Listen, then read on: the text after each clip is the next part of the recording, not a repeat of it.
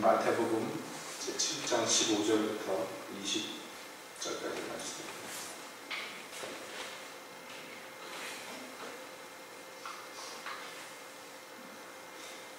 신약성경 마태복음 제7장 15절부터 20절까지 함께 보시겠습니다. 거짓 선지자들을 삼가라. 야의 옷을 입고 너희에게 나오나 속에는 노략질하는 이이라. 그의 열매로 그들을 알지니 가시나무에서 포도를 또는 엉겅퀴에서 무화과를 따겠니. 이와 같이 좋은 나무마다 아름다운 열매를 맺고 못된 나무가 나쁜 열매를 맺나니 좋은 나무가 나쁜 열매를 맺을 수 없고 못된 나무가 아름다운 열매를 맺을 수 없느니라. 아름다운 열매를 맺지 아니하는 나무마다 찍혀 불에 던지우느니라. 이러므로 그의 열매로 그들을 알리라. 하나님, 이 시간 주의 말씀 듣기를 원합니다. 오셔서 말씀하소서. 예수님의 이름으로 기도합니다. 아멘. 우리가 마태복음 5장, 6장, 7장에 걸쳐서 행하신 예수님의 산 위에서의 가르침, 소위 말하는 산상순이라고 불리는 그 한편의 설교의 말씀들을 함께 살펴보는 가운데 우리 지난 시간에 거짓 선지자들을 삼가라 하는 이 주님의 명령에 대해서 함께 살펴보았습니다. 이것은 다시 말씀드립니다만 명령입니다. 조심하고 주의하고 가까이 하지 않고 그의 가르침을 받지 않고 그 교훈을 쫓지 않는 것, 이 모든 것들이 포함된 말이 이 삼간다 하는 말입니다. 그래서 7장 들어와서 예수께서 비판하지 마라 하는 명령으로서 시작했는데, 그러니까 비판이라는 것이 혹평하고 정죄하는 심판하는 마음을 가지고 다른 사람들을 저울에 달아대는 그런 행위를 하지 말 것을 분명하게 주님이 말씀하셨습니다. 동시에 그러니까 우리가 예수 믿는다라고 고백만 하면 모든 사람들을 다 품에 안고 모든 것을 다 용납하고 그런 것은 또한 기독교가 아니라는 것이. 그래서 주님은 분명히 말씀했습니다. 너희 귀한 것을 개에게, 너희의 진주를 돼지에게 던지지 말라고. 그러니까 이 주님이 주신 귀한 것들이 우리에게 많이 있는데, 여러분 봅시다. 주님 주신 우리에게 주신 귀한 것들이 얼마나 많은가요? 우리는 세상이 알지 못하는 비밀한 진리를 깨달았습니다. 우리는 세상 사람들이 모르는 영생을 얻었습니다. 생명을 얻었습니다. 우리 안에는 그리스도의 이름이 있습니다. 이 밖에 우리가 안 밖으로 육으로 영으로 받은 모든 귀한 것들이 있는데요. 여러분 자칫 잘못하다 거짓 선지자들을 삼가지 않는 사람들은 이것들을 남김없이 약탈당해 버리는 것입니다. 그렇기 때문에 주의하고 그리고 지키고 빼앗기지 않는 것, 이거 굉장히 중요합니다. 그러면 어떤 사람이 있는데 그 사람이 거짓 선지자인지 아닌지 진짜 선지자인지 어떻게 아느냐? 그래서 지난 시간에 우리가 그의 열매를 봐야 된다는 주님의 교훈의 말씀을 함께 살펴보았습니다. 오늘은 그 뒤를 이어서 이 열매를 우리가 이 분별을 하고 잘 옳고 그른 것을 따져야 되는데, 그래서 주께서 내놓으신 그 기준이 무엇인가? 그 기준을 함께 봅시다. 열매가 있어요. 열매라는 것이 있습니다. 열매가 무엇인지는 좀 이따가 더 자세히 다뤄봅시다.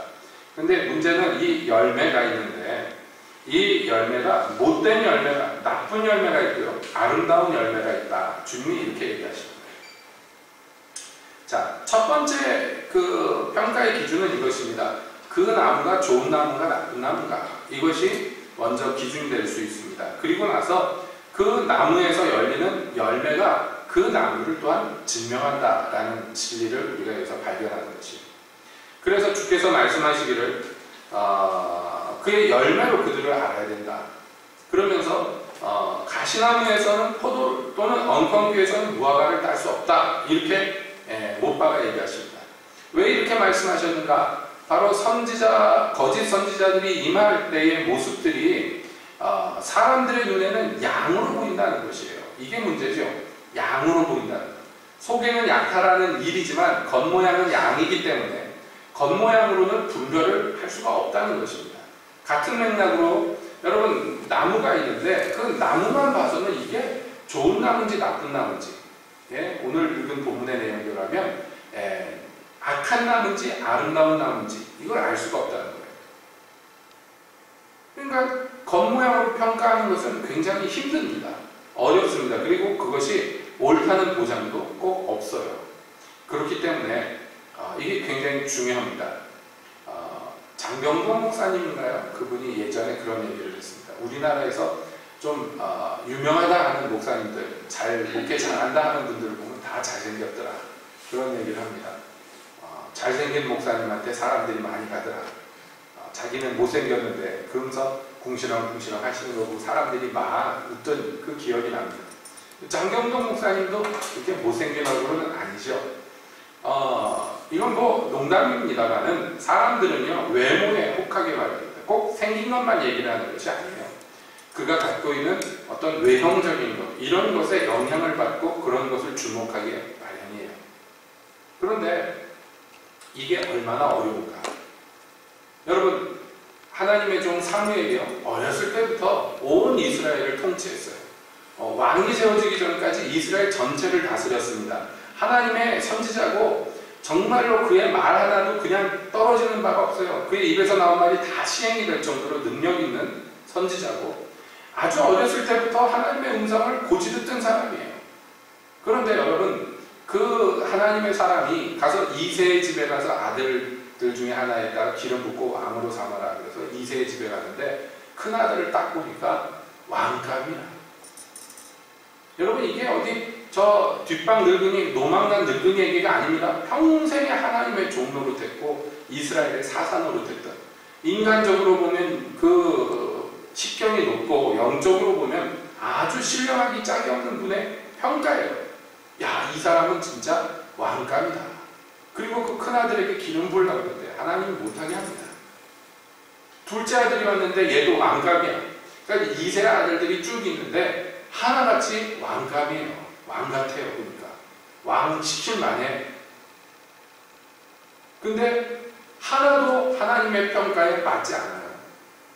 그래서 물어봅니다. 이세한테, 아들이 이게 전부냐고.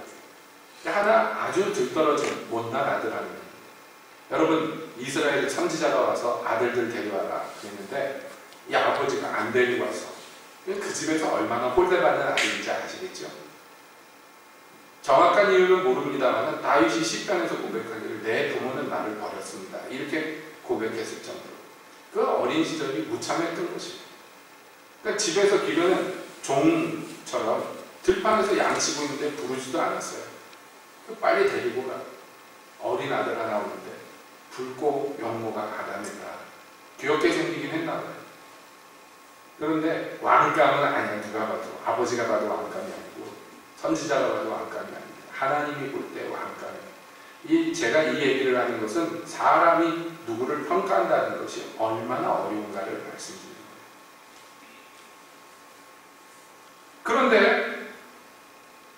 그런데 제가 늘 드리는 말씀이지만 자기 영혼은 자기가 결국에는 책임지기 마련이다. 자기가 정신 똑바로 차리지 않으면요, 이 거짓 선지자, 즉 양의 가죽을 입었지만은 속에는 약탈하는 이리인 자들에게 약탈당하게 되어 있더라고요. 얼마나 많은 사람들이 이 말씀을 가볍게 여겼다가 약탈당하는지 모릅니다. 영혼을 약탈당한다는 게 얼마나 무서운지요. 예. 그러니까 어떻게 정신 똑바로 차리고 잘 분별해서 삼가야 된다. 이게 우리에게 주신 가장 직면된 명령입니다.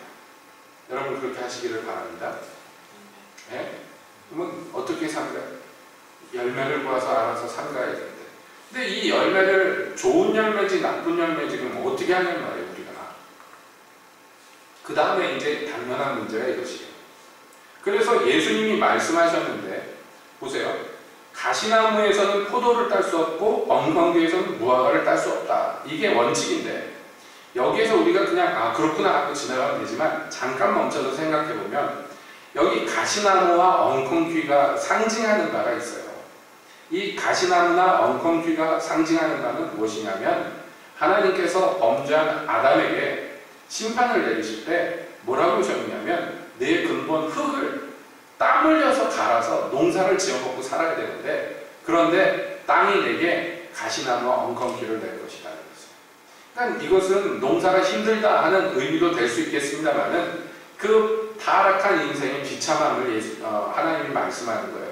그가 땅에서 뭔가 이루려고 애쓰고 힘쓰지만 결국에 얻어내는 건 가시나무와 엉겅퀴야. 이건 뭐냐면 죄된 인생의 결과가 이렇다는 거예요. 고통스럽고 아픈 것들이에요. 원하지는 않았지만 그런 것들을 거두게 되게 된 것이 우리 저주받은 인생의 결국이에요. 그래서 예수님이 가시관으로 머리에 쓰시고 우리의 저주를 대신하시는 거예요. 이게 인생의 저주입니다. 다시 말하면 타락한 인생, 육체의 열매를 통칭할 수가 있는 것이 가시나무나 엉겅퀴예요. 반대로 여기 포도나 또는 무화과는 항상 상징해서 무엇을 의미하느냐면 주님이 우리에게 주시는 은총에 대한 대상으로서 많이 언급되는 그런 상징물입니다. 그러니까 한편에는 가시나무와 엉겅퀴가 있고요. 이쪽에는 무화과와 포도가 있어요. 이것은 상징인데 무엇인가? 그래서 갈라디아서 6장에서는 이렇게 얘기합니다. 하나님은 아무에게도 속지 않으신 하나님. 이렇게 나와요. 당연한 얘기입니다. 하나님이 누구에게 속겠습니까? 그러니까 너희가 하나님 속이려고 그러지 마라. 스스로도 속지 마라. 그래서 갈라디아서 6장 7절에서 이렇게 얘기합니다. 스스로 속이지 말라. 하나님은 만홀히 여김을 받지 아니하시나니 사람이 무엇으로 심든지 그대로 거두리라. 자기의 육체를 위하여 심는 자는 육체로부터 썩어지는 것을 거두고 성령을 위하여 심는 자는 성령으로부터 영생을 거두리라. 여기 우리가 맺는 열매에 대해서 분명히 얘기합니다. 자, 보세요. 거짓 선지자인지 아닌지 분별하기 위해서 열매를 보아서 안다 그랬죠. 근데 이게 우리가 앉아서 관객으로서 또는 심사하는 자리에 앉아서 어떤 선지자를 평가하는 것도 이 기준으로 해야 되지만 뿐만 아니라 이 기준은 모든 인생들, 모든 하나님의 사람들에게 다 통용되는 것입니다. 예를 들어 봅시다. 내가 거짓 선지자를 삼가기로 작정했어요. 조심하기로, 주의하기로 작정했어요. 좋습니다. 그런데 거짓 선지자를 주의했고 거짓 선지자에게 안 속아 넘어갔고 거짓 선지자를 멀리하는 건 성공했는데 지나고 보니까 내가 거짓 선지자예요. 이러면 어떻게 할 거예요? 코미디가 아니고. 네? 그러니까 뭐예요? 이 기준은 우리가 악한 자를 평가할 때도 이 기준을 가지고 있어야 되지만 가장 우선된 평가는 항상 하나님의 말씀은요, 나에게 적용시켜야 돼요. 나에게. 옳습니까? 그래서 고린도후서에서 사도 바울은 얘기해요. 너희가 믿음 안에 있는지 스스로 시험하는 그리스도께서 너희 안에 계시지 않으면 너희는 버린 자니라. 그러니까 이 믿음의 사람들은 내가 믿네, 믿음으로 구원받았네, 좋습니다. 그런 고백이 있지만은 그 고백이 사실이지만 그렇다고 해서 거기서 머물러 있는 것이 아니에요. 항상 자기를 살펴야 돼요. 내가 믿음 안에 있는가? 믿음이 나를 주관하는가? 하나님을 신뢰하는 것이 내 삶의 방식인가? 그렇지 않으면요, 이 사람은 육체의 일을 현저하게 하는 것이에요. 예, 육체의 일과 성령의 일은 섞일 수가 없어요. 야고보 장로는 얘기합니다. 한 구멍의 샘에서 쓴물과 단물이 나올 수가 없다고. 그러니까 한 사람은 성령의 일을 하든지 또는 육체의 일을 하든지 둘 중에 하나예요. 예수님도 말씀하셨어요. 두 주인을 섬길 수 없다고. 재물과 하나님을 겸하여 섬기지 못하는 것에 대해서 얘기하시지만 이것은 우리에 대한 기준입니다. 내가 가시나무와 엉겅퀴를 내는 일을 하면서 거기에서 무화과나 포도를 얻으리라고 착각하면 안 돼요. 예. 내가 아담의 일을 본받아서 아담의 자손으로서 살았으면 아담의 결실을 얻는 것이고, 그렇지 않고 두 번째 아담 되시는 예수님을 쫓아 그분의 일을 했으면 예수님의 열매를 맺는 것이에요. 예, 이것은 겹칠 수도 없고 어떻게 섞일 수도 없는 절대 불가한 영역의 일들입니다. 그래서 주님은 단호하게 얘기하는 거예요. 열매를 보면 된다고. 열매를 보면. 열매가 그러므로 우리에게 가르쳐주는 바는 이것입니다. 이게 무슨 열매인가요? 사람마다 인생에서 열매를 각자 맺지만 우리가 갈라디아서 말씀 본대로 육체를 쫓아 육체를 심은 자는 육체의 열매를 거두는 것이고 성령을 위하여 성령을 따라 심는 자는 성령의 열매로 영생을 거두는 것이에요. 예. 그러니까 뭐든지 우리는 이 땅에서 무엇을 심고 거두는 사람들인데 중요한 것은요, 무엇을 심었느냐 하는 거예요. 무엇을 심었느냐. 그것을 쫓아 심었을 때 그 결실이 바로 열매 맺히는 것입니다. 여러분, 계시록 2장에서 에베소 교회를 향해서 예수님이 말씀합니다. 내가 네 수고와 쉬지 않고 일한 그 땀방을 다 아는데 내가 악한 자들이, 거짓 사도들이, 스스로 사도라는 자들이 거짓된 그것을 밝혀내고 그들을 너희에게 용납지 않고 수고하는 거 내가 다 아는데, 그러니까 거짓 선지자를 잘 삼갔어요. 복음을 지켰어요. 진리에 섰습니다. 그런데 그러다가 그건 잘했는데 문제가 있어요. 뭡니까? 그러나 너희가 처음 사람을 잃어버렸다. 그러니까 다른 사람을 평가하고 악한 것을 가까이 하지 못하게 하고 선을 쫓고 다 잘했는데 문제는요, 나 자신이 제대로 심겨지지 못한 거예요. 그러므로 우리가 이 열매를 착각하면 안 됩니다. 사람들이요, 이런 종류의 열매를 그 사람이 기독교인으로서 살면서 이룬 어떤 업적이나 그 사람의 과거의 어떤 말하자면 사역의 결실들, 이런 것들을 열매라고 생각하는데 그건 열매가 아닙니다. 예, 그것도 다 복된 것이지만 그건 여기서 다루는 열매가 아니에요. 왜냐하면 바로 뒤에 나오는 말씀들, 마지막 때에 많은 사람들이 와서 주여 주여 내가 주의 이름으로 선지자 노릇을 주님의 이름으로 이것도 하고 저것도 했습니다 그랬어요. 이 사람들은 업적이 있고 사역의 결실들이 있었어요. 하나님의 종 노릇했습니다. 스스로도 믿었어요. 하나님의 종이라고. 그런데 예수님은요, 나 너를 모른다. 왜 그럴까요? 그 사람들이 수고한 건 주님이 인정해 주셔요. 잘했어요. 그런데 그게 뭐가 문제가 있었던 것이 큰 근본적인 문제가 있었어요.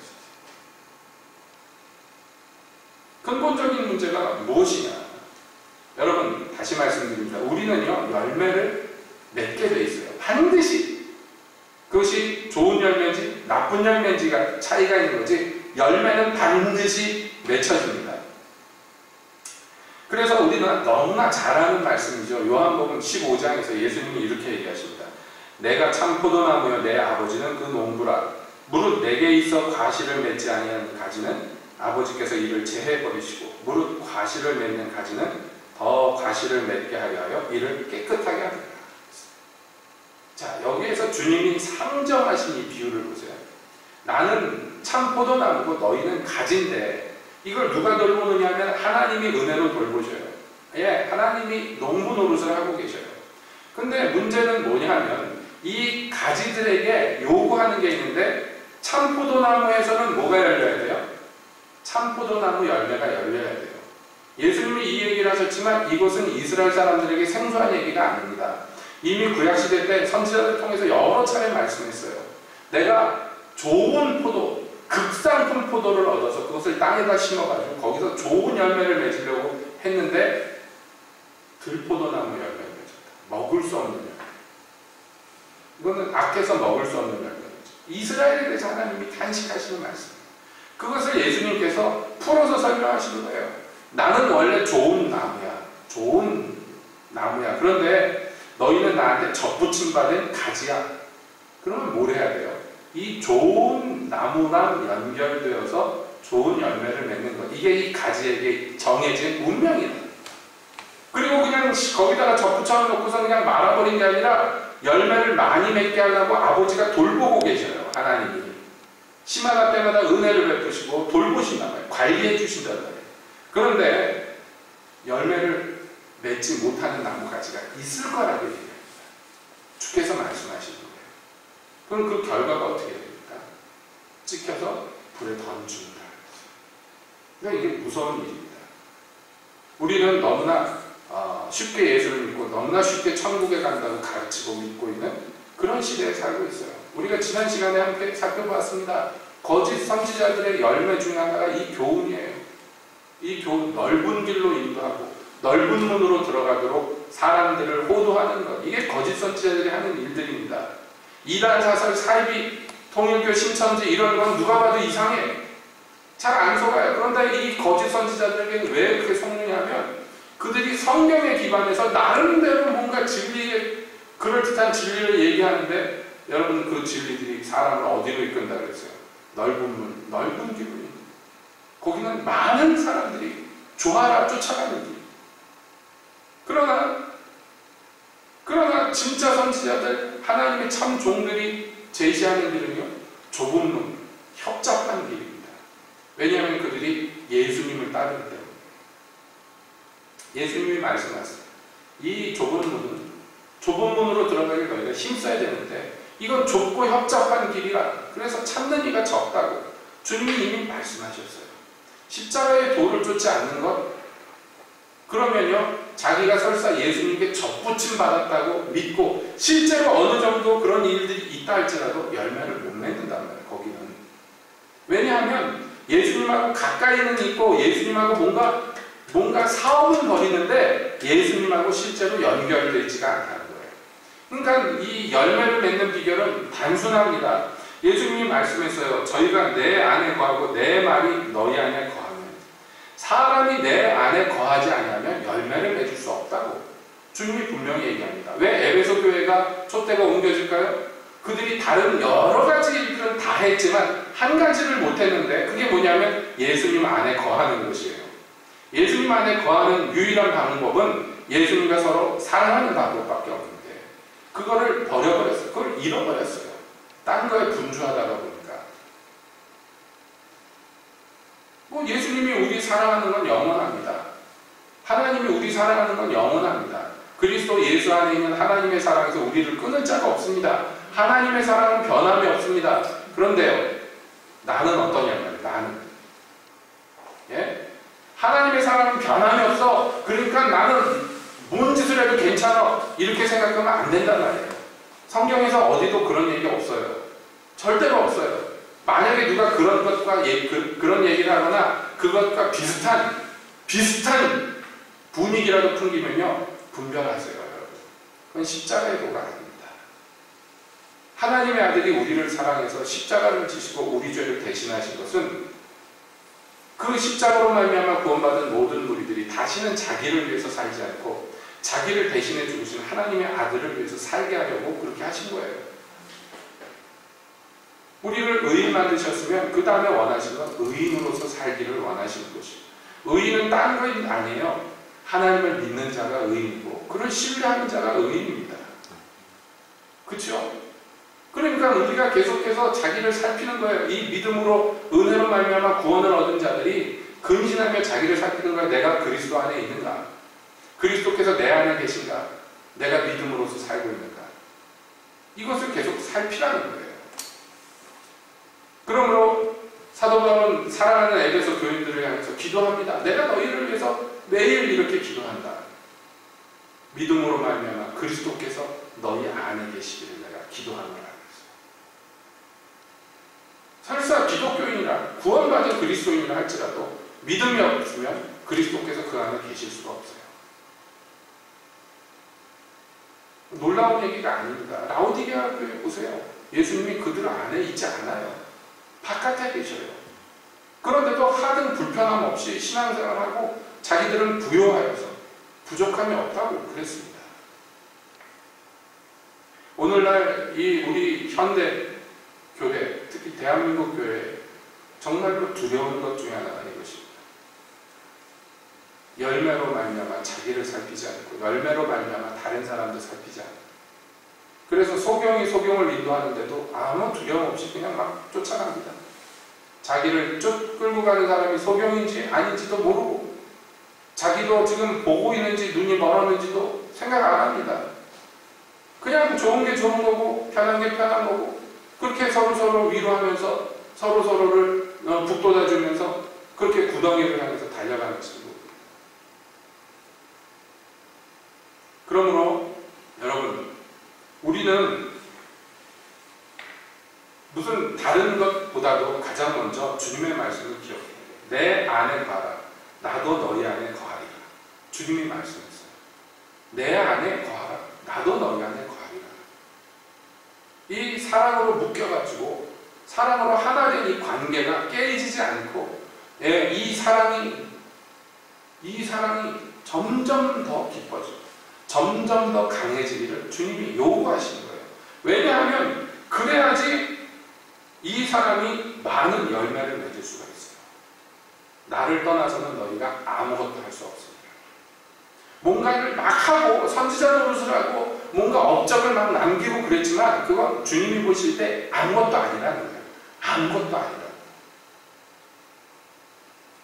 그렇기 때문에 여러분 우리는 이 열매가 뭔지를 우리가 지금 살펴보고 어떻게 해야 이 열매를 맺는지도 같이 살펴보았습니다. 그렇죠? 중요한 것은 그러므로 이제 이 열매가 내게 있는지 없는지 이것을 살피고 뿐만 아니라 내 주변의 형제 자매들이 열매를 맺지 못할 때 어떻게 해야 돼? 사랑과 선행으로 서로를 격려하라고 했어요. 주의 날이 가까운 볼수록 더욱 힘써서 모이기를 피하는 어떤 사람들의 습관과 같이 하지 말고 왜 모이기를 피하겠어요? 하나님 앞에 나와서 예배 드리는 게 힘들고 피곤하니까 너도 쉬고 나도 쉬자. 조금씩 줄이자. 여러분 손을 가슴에 모으고 좀 더 자자, 좀 더 눕자. 가난이 군사처럼 밀려온다. 이건 뭐 세상에서 돈 버는 얘기에도 적용할 수 있겠습니다만 영적인 얘기. 약탈당하는 거 다른 거 아니에요. 영혼을 약탈당하는 거요. 잠들면 약탈당하는 거. 졸면 약탈당하는 거. 손발을 제게 돌려야 될 시기에 손을 가슴에다 올려놓고 푹 자자. 그러면 편하죠, 당장에는. 여러분, 그러므로 주님은 말씀합니다. 나무는 볼 때 똑같아요. 그러나 이것이 열매 맺는 시기가 올 거예요. 그때 평가가 이루어집니다. 그러니까 하나님의 아들이 하는 일 중에 하나가 무엇이냐면 타작마당에다가 그 곡식들을 널어놓고 가라지와 알곡을 분별하는 일을 하나님의 아들이 하시는 거예요. 그 가라지는 영원히 타는 풀매다 집어넣고요. 알곡들은 뭐 창고에 드리는 게 이게 하나님의 아들이 마지막에 하시는 일인데 이거 왜 추수 때 이렇게 이루어집니까? 우리가 이 성경 얘기 매일 들었잖아요. 예, 추수 전까지는 가라지와 알곡이 인상착의가 비슷해서 구분이 잘 안 가요. 열매가 완전히 알곡이 완전히 맺힐 때까지는 잘 모르는 거예요. 여러분 우리 교회 앞마당에 계단 옆에 막 잡초가 피는데 처음에 보니까 이게 볼인가? 네, 생긴 게 볼이랑 똑같아요. 못 먹는 볼이 잡초예요. 그렇죠? 예전에 제가 그 공동체 생활할 때 산속에 있었는데 그 산에 누가 갖다 심지도 않았는데 감나무가 온 산에 그렇게 많았어요. 천재.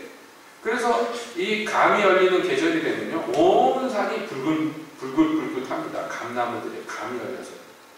그래 산에 사니까 뭐 텔레비도 안 나오고 전화도 없던 그때 인터넷은 몇 말이냐 컴퓨터라는 건 세상에 존재도 안 하는 그 시절에 산울에 가가지고 이제 풀베러라고 뭐 그러면서 돌아다니다 감을 따서 먹어보는 거예요. 이 감도 따서 먹어보고 저 감도 따서 먹어보고 예, 그러면 좀 맛있는 것도 있고 맛없는 것도 있고 그래요. 근데요, 그 온 산에서 제일 맛있는 감이 마당에 심겨진 것도 아니죠. 감나무가 원래 있었고, 그때 나중에 마당이 생겼는데, 그 감나무 한 그루가 있었는데요. 이게 냇물 옆에 있어서 그런지 얼마나 맛있는지 몰라요, 감이. 그러니까 제가 이제까지 태어나서 감을 많이 먹어봤는데, 가장 맛있는 감이었어요. 그래가지고 감이 열리는 계절이 되면, 제가 그거 위험하죠? 감나무는 올라가면 안 된다고 그러는데 감나무 올라가 앉아가지고 어느 놈이 익었나 이게 취미 중에 하나였어요. 그 잘 익은 거 따라줘서 먹는 그 나무 위에서 먹는 맛을 잊지 못합니다. 그런데요 불과 한 4-5m 떨어진데도 또 감나무 오래된 게 있었는데요 그 감나무는 열매도 굉장히 많이 해요. 다른 나무보다 유난하게 열매도 많이 해요. 그런데요 온 산에 있는 감은 다 먹을 수 있는데 그 감만은 못 먹고 떨궈지죠. 얼마나 맛이 없지. 동네 사람들이 산에 뭐 약초 캐러 가시는 분들 뭐 왔다 갔다 하면서 시골에니까 감 같은 거 많이 열린 거 보고 야 이거 참 이 감나무는 굉장히 많이 열리네. 그러고선 따먹고선 다 욕을 하고 침 뱉고 돌아서 정말 맛이 없어요. 그런데요 열매 맺기 전까지 나무만 보면 몰라요. 아니, 열매 맺을 때도요, 그 맛없는 감은 왜 이렇게 많이 열리는지 가지가 부러질 정도로 많이 열려요, 열매가. 그리고 이 맛있는 감나무는 그렇게 많이 열리지도 않아요. 여러분, 아름다운 열매와 악한 열매는 뭐냐면, 그 나무를 심은 분이 따먹을 수 있는 열매, 그분의 마음에 흡족한 열매가 무조건 아름다운 열매입니다. 사람 눈에 보기에 그럴듯한 게 아름다운 게 아니에요. 왜 사랑 많으신 우리 예수님께서 열매 맺지 못하면서도 가지와 이파리가 무성한 무화과 나무를 저주하셨는가? 네? 너무 심한 거 아닌가? 그런 생각이 들 정도죠. 교훈하시기 위해서입니다. 교훈하시기 위해서. 열매 맺지 못하는 나무의 결국이 어떻게 될 것인가? 우리들에게 말씀해 주시는 거예요. 이거는 직접적으로 보자면 그 당시에 아주 많은 종교 활동과 종교의 교훈을 더하는 그 바리새인과 서기관들과 같은 그들이 중심된 유대교를 가장 먼저 이 말씀에 대입할 수 있을 것입니다. 그들은 스스로 의롭다 생각했고 스스로 하나님이 자기들을 축복하리라고 믿었습니다. 자기들이 하나님 앞에 의롭게 살았기 때문입니다. 누구보다도 열심을 다해서 율법을 지켰기 때문입니다.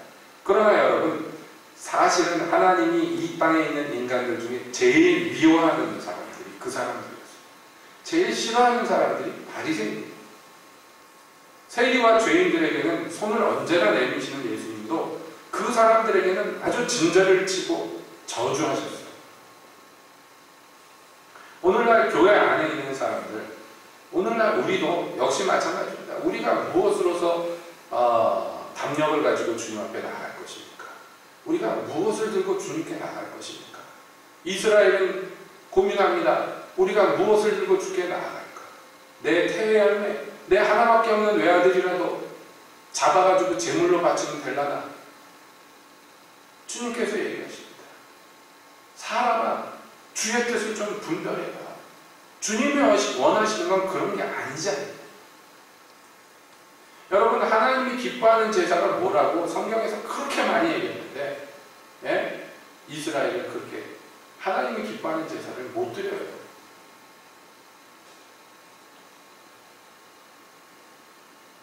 그러므로 여러분, 말씀을 정리하면서 결론을 짓습니다. 우리가요, 약탈당하지 않기 위해서도 정신 똑바로 차리고 선지자를 분별해야 됩니다.